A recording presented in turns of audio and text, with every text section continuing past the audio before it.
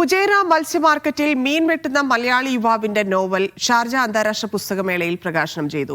വടകര കൈനാട്ടി സ്വദേശിയായ മുഹമ്മദ് അജ്മലിന്റെ രണ്ടാമത്തെ പുസ്തകമാണ് ഷെറിൻ എന്ന നോവൽ. പുസ്തകം ഇപ്പോൾ ഫുജൈറ എന്നാണ് എഴുതിയത്.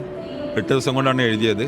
ഇതിൽ പ്രവാസമുണ്ട്, പ്രണയമുണ്ട്. അതായത് മിഡിൽ ക്ലാസ്സിൽ ജീവിക്കുന്ന ഒരാളുടെ ജീവിതം എങ്ങനെയാണോ ഉണ്ടാവുക അത് ഏകദേശം തുറന്ന് കാട്ടി എഴുതാൻ വേണ്ടി ശ്രമിച്ചിട്ടുണ്ട്. ഇതെൻ്റെ രണ്ടാമത്തെ പുസ്തകമാണ്. ആദ്യത്തെ പുസ്തകം ഒരു കവിതയായിരുന്നു.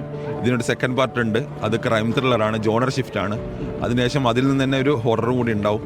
അപ്പോൾ എത്ര കാലമായി പ്രവാസം തുടങ്ങിയിട്ട്? 4 വർഷമായി. 4ാമത്തെ വർഷമാണിത്.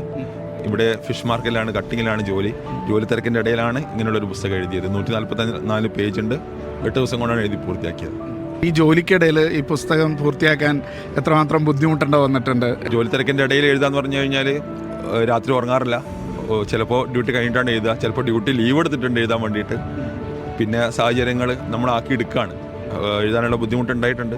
പക്ഷേ അതൊക്കെ തരണം ചെയ്ത് എഴുതി പൂർത്തിയാക്കി എന്നുള്ളതാണ്.